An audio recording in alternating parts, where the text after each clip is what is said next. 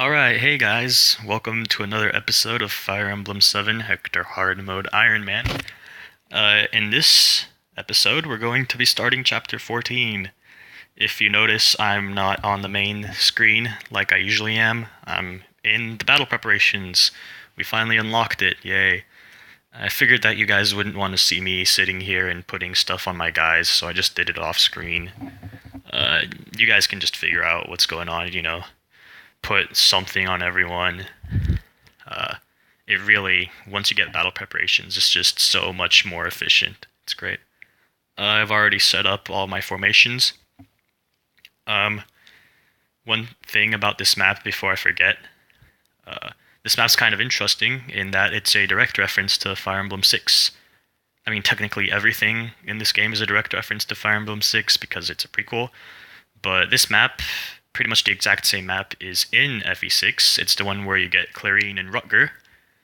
And the bad guy is also Eric, and he also betrays you. Good job, Eliwood and Roy. Really good choice in allies. So I'm actually really excited about doing this map because we are getting Urk. He comes around here. I'm not excited about Urk because of how good I think he is. In fact, if you know me, I'm excited because I finally get to talk about why I really, really don't like Urk. Um, I know a lot of people consider he's decent, so I'm gonna give a pretty detailed explanation of why I don't like him, which is nice because it gives me something to talk about while I'm sitting here playing the game. Rather than, oh, I'm going to move here. So yeah, I've also already set up all my unit positions. We are pretty much going to have Hector take care of all these guys. Um, um, Before I start, once again, I planned out my first couple moves as usual, just so I'm not sitting here thinking, and sorry, so I'm not just sitting here having dead time thinking, at least for the first couple minutes of the playthrough. So yeah, Hector is going to pretty much take care of everybody here. I'm going to want to get down here as soon as possible. I really wish that I could grind out everybody here and then just kind of slowly get to this village, but unfortunately there's a pirate that spawns right here, and the pirate's going to eat up the village, and we really want to get this village because from this village we get Priscilla, who's going to be better as Sarah. So yeah, pretty exciting chapter overall. It's probably going to be split up into two parts just because it's going to start getting long. I don't want to have videos that are too much longer than 30 minutes maximum. And because of my lack of editing software, I can't just make it in one session and then edit it. So let's start. Okay, we're going to be deploying Merlinus pretty much every chapter because why not? We're also going to want to keep him alive every chapter because, higher level Merlinus is better Merlinus or something. Okay, so as usual, we're going to be talking about the units first. Because I have so much to say about Urk, we will talk about Priscilla first. Priscilla is better Sarah. She's mounted. Sarah isn't mounted, and both of them use staffs. That's pretty much it. You should consider the long run. Maybe if you want a light magic user over a anima magic user in the long run, if you plan on using the staff users in the long run. Maybe you're using Urk, and you don't want to have another anima magic user, so you're like, oh, let me just use Sarah instead because she promotes to a light magic user. That's too long term for me. One thing about Fire Emblem that you need to consider is most solutions are short-term. Like, you want to think of the short-term solution over the long-term solution because you want to make life easier on yourself now. Don't make life harder on yourself now with the promise that it's going to make the next chapter easier, because very frequently the amount of payoff that you get in the long term isn't nearly worth the amount of struggle that you have to endure in the short term by doing stuff like that. Plus, I plan on using Lucius, so long term, Sarah isn't even going to be that useful. Honestly, in the long term, I don't even know if I'd use Priscilla because Pent is pretty much just as good as staffs, and also he's a god at magic. So, talking about Urk, I have plenty to talk about with Urk, but for now, we can just talk about his stats and whatever. Bases, nothing too special. He has enough speed to double pretty much all the soldiers, and I think the archers, but not enough for the mercenaries at all. How much con does he have here? He has 5 con, so he gets weighed down by 1 by the Thunder Tome. He comes with a Thunder Tome, which, if I were planning on using him, would be not too good early, actually. I'd prefer a Fire Tome early just to get his Tome rank up, get his stats to a point where he can use the Thunder Tome better. But come mid-game, Thunder Tome might just be one of the best tomes in the game just because it does have that crit in. And if there's one thing that I know about Fire Emblem, it's that 1% crits rule the game. He also comes with a Goddess Icon, which is a consumable, and consumables are always nice. I'll probably think extensively about who to put them on off camera and then talk about why I did it on camera. So, anyway, like I said, we're going to be having Hector kill all these guys. We're going to be sending Marcus down. This is why I don't want Marcus to die until this chapter. After this chapter, if Marcus dies, it won't be nearly as much of a hit to my ranks because I'll have used him like this in this chapter. Essentially, you want to go down here as fast as possible because the pirate, like I said. Sorry about that. Anyway, so the pirate is going to be coming towards this village at a relatively fast rate, so it doesn't give you the opportunity to grind. So we send Marcus down here.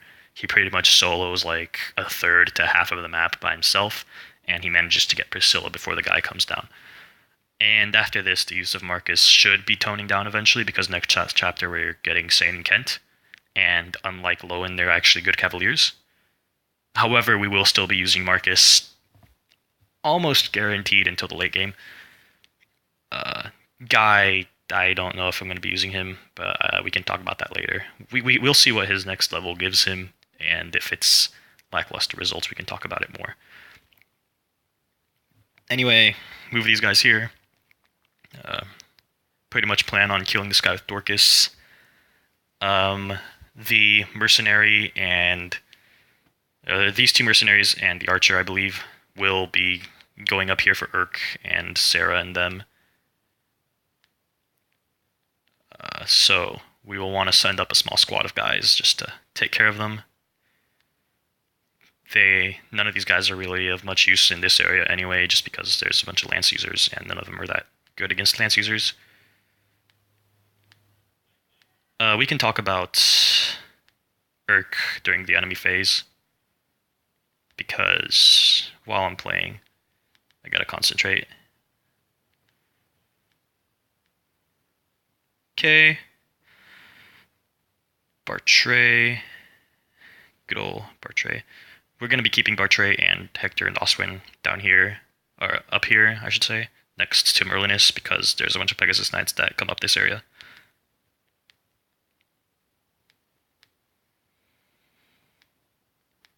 Alright, so an argument that a lot of people... before we talk about why I don't like Urk, we gotta give positives and negatives, because that's how constructive criticism works.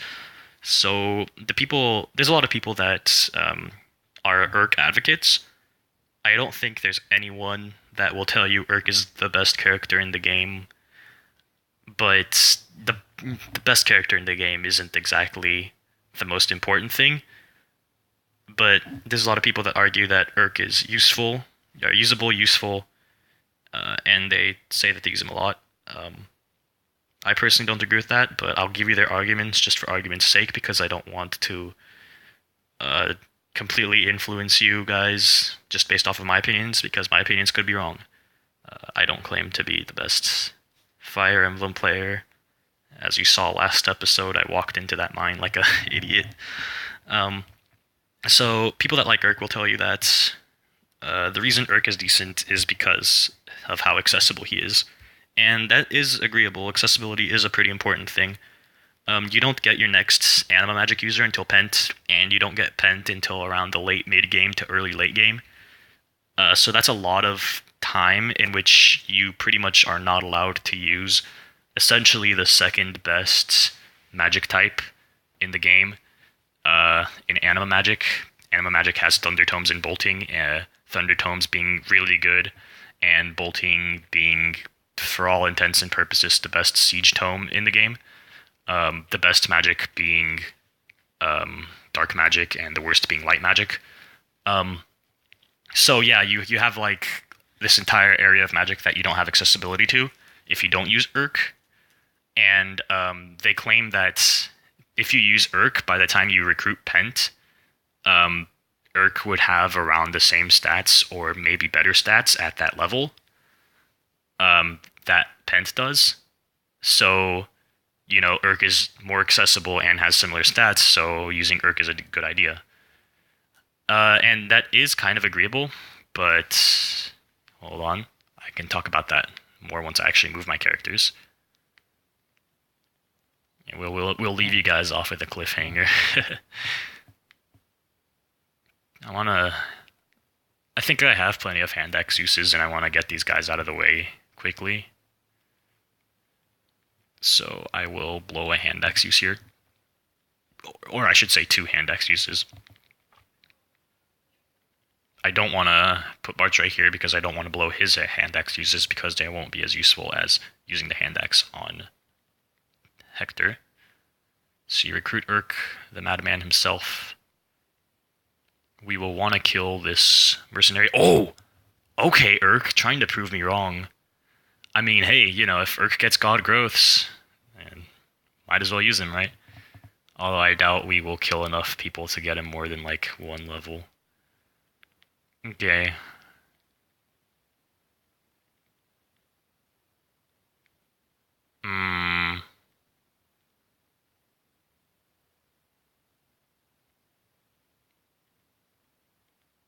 The enemies moved much more favorably this time around than when I was first planning out this chapter. I mean, I didn't run into much trouble before, but even now, I want to give the kill to Eliwood because he's actually going to be used. But I don't want the soldier to kill Eliwood. Hold on here.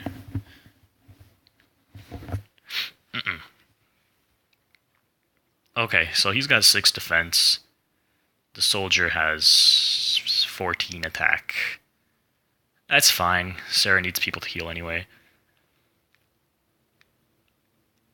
I might not go to this village just because there's a lot of pressure around this area, and eventually these guys around here start moving, and they're all scary cavaliers. So I don't want to be caught lollygagging around here. I want to prepare my guys after this first wave of enemies is done with. So I'm not sure if I will go to this village. All you really get from it is an Iron Blade, which is either money or a bit more sword rank for Eliwood / Guy, and I don't even know if I'm going to be using Guy.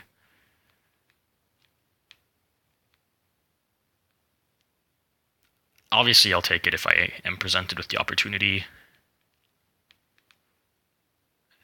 but we will see.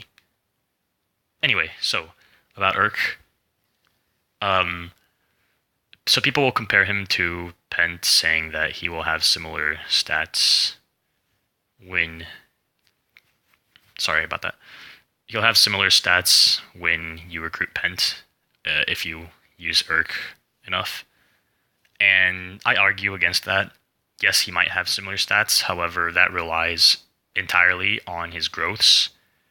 And growths aren't always reliable. In fact, if there's one thing that I want you guys to take away from this playthrough, it's that bases are better than growths. A growth is a certain percentage, and a base is guaranteed. So, what, especially with something like Urk's growths, Urk is very balanced-ish. So his growths have a higher chance of failing, you could say. Um, what I mean about from that is that think about something like Eliwood or Roy, right? Those guys have what you would consider balanced growths, yet yet you consider them bad units. That's because they don't specialize in one specific thing.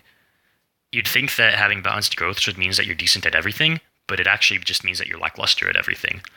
Consider somebody else that has very specific growths, something like Hector. Hector has good strength and good defense. He specializes in that. And that makes him really good at dishing out damage and taking damage. While he has lower res and his speed is a little but that's a weakness, but it means that he has a greater strength. And his growths reflect that, and because his growths are that high, he will level up those stats a lot more than, say, Eliwood would. Because Eliwood's growths are balanced, sure, all of his stats have a decent chance of being increased in a level up, but they are also at a point, a really weird point, where you could also very easily get screwed over. And it also happens with someone like Urk. I have a playthrough. You guys probably noticed the save file whenever I load a file for this game playthrough. That's a bad character playthrough. It's pretty much me playing through the game with the characters that I believe are the worst in the game. I use Urk in that playthrough, and fun little tidbit, around the point where Urk was level 19, he had less attack than my Lyn did at level 11. And Lyn is known for having low attack. Just consider that. I'm not saying that's going to happen to you. I'm just saying the way his growths work, he is much more easily screwed over than other characters would be. That's because generalization is better than balanced. Let me consider the moves here. Oops. So it looks like all the enemies went down here for Marcus. This is why I gave him a vulnerary. We will give him a sword here because all these enemies are dispatched with a sword. These cavaliers are sword cavaliers. And the only one of these characters that will use the XP in the long term is Hector, so we get the kill with him. 99 XP feels bad. Let's get this soldier kill with Guy. I want to see what his next level gives him. This level is going to determine whether or not we use him. Alright. Say goodbye to Guy, everyone. Another thing I should mention before I continue talking about Urk. Yeah, some people might give me some slack about just leaving Guy out just because of, 2, 3 bad level ups. But consider this. Yes, he might make up the levels in the long term. However, like I said before, short term is greater than long term. He will make up the stats most likely statistically. However, right now, he needs those stats in order to keep up. Right now, his bases are carrying him because he does have the Hector hard mode base bonus. But consider the next chapter, right? The enemies are going to be harder, and he's not going to have the growths to back his bases up. And yes, bases are more important than growths. However, at this low of a level, bases can only carry you so far. So he's not going to be able to have the strength to deal with the enemies as well as, say, Sane and Kent would, just because of his first couple levels. So because of that, I will probably not use Guy. Sorry, Guy fans. I'm a Guy fan as well, so this is just as sad for me, trust me.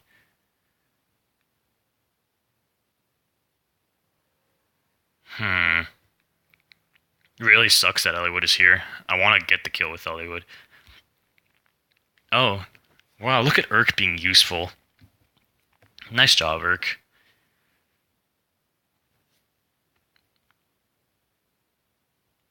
Wow, what's with everybody being stuck at 99 XP?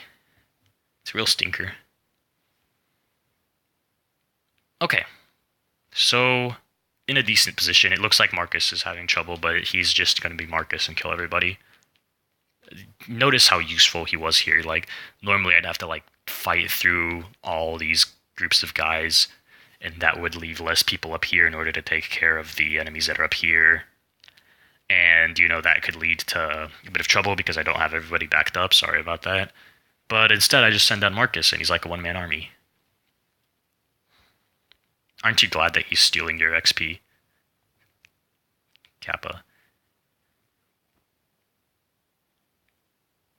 Okay, move everybody a little bit further up here. There will still be Pegasi that spawn here, but I believe that only Hector can take care of them right about now. Okay, so Pent versus Urk. So the argument that Urk is about as good as Pent kind of invalidated just due to the fact that bases are better than ghosts, but that still doesn't address the point that he's more accessible than Pent, and it's undeniable. If you want to use Anima Magic before Pent, you really only have the choice of Urk. I mean, you can use Priscilla, but it's a little more awkward because you have to promote her, and then once she gets promoted, she starts at the lowest rank, and it's just too much trouble. So yeah, well, I do agree with that. That means that by the point that you get Pent, Urk is useless. Like, even if he has the same amount of growth as Pent, the same amount of stats at that point as Pent, Pent still comes with the staff rank to use Physic on joining, and I think that that's actually something very important to consider, because if you promote Urk, he's going to have to go through some staff training, and staff training, lol. Like, you're not going to have the time to do that unless you just sit there and BS through it, and this is a recorded playthrough. I don't want to put you guys through that trash. But you can use Urk before that, is an argument. I personally don't agree with that, again, and that is because I plan on using Lucius and Canas. Both of those are better magic users in my opinion. Canas because he can use better magic, and Lucius because his stats are more specialized. He's more specialized towards offense, which means he will more consistently be a good offensive unit. I believe that his affinity for offense is actually good enough to offset the fact that he has the worst tome type in the game. Same reasoning goes for Raven, by the way. While he is sword-locked until promotion, he's the best sword-locked unit, which means that he's still really good. Anyway, we continue here. We can take care of these scrubs, or we can leave them behind. I'm thinking we take care of them. We're in no real hurry. Famous last words.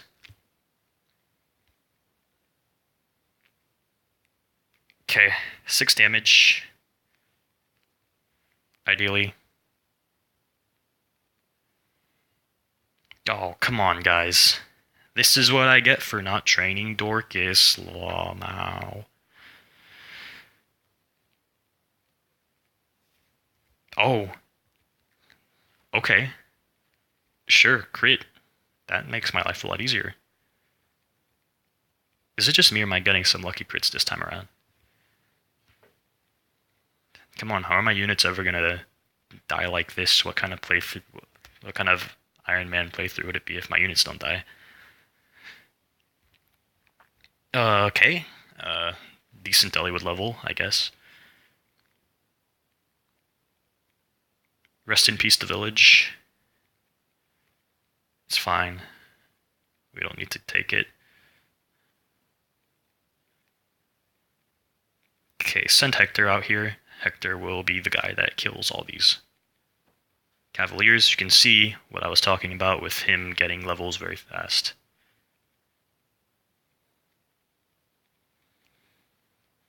Mercenaries are like the bane of my existence right about now.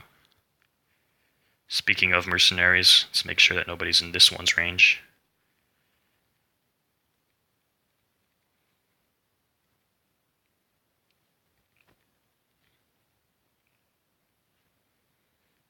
Okay. So, Urk. He's not going to be useful late game because of pent, and he's not going to be used for his magic because of Lucius and Canas. While I do think that Anima magic is decent, in the chapters that are to follow, it's not going to be as decent. Same logic applies here as it did for... Dang, man, these guys. Same logic applies here as it did for not using Guy in the future. The next magic enemies that we're going to be encountering are shamans. There's going to be a decent amount of shamans, and there's not going to be a lot of light magic users in the chapters to come. Lucius, using light magic, has advantage versus the shamans, and Canas has neutral weapon. He has the same weapon as the shamans, and he has advantage versus the anima users. And both of them, as you level them up, become really good because of Luna and good offensive stats. Meanwhile, Urk, he has weapon disadvantage versus the shamans to come, which means that he's going to be having a lot of trouble in the chapters to come, by the point that you're going to want to use anima magic to take care of, light magic to come. It's going to be too late, I think. Urk isn't going to have enough levels to keep up, and we can just use Lucius at that point because he's going to have high res. So while I do think in an isolated environment, if pretty much every shaman in the next couple chapters is replaced with a bishop, I do think that Urk would be useful. However, because of, first of all, the fact that he's invalidated the second pent joins, second of all, because of his overly balanced stats, and third of all, because of the enemies to come, I think Urk is going to be pretty bad. So, yeah, nice extended commentary there on why I don't like Urk. Feel free to tell me how wrong I am in the comments. You know, I appreciate debating. If you can change my mind about Urk being bad, by all means change my mind. I want to use anima magic, but I think that I presented a pretty good argument. Oh, I apologize for that. Hit please. Thank you, sir.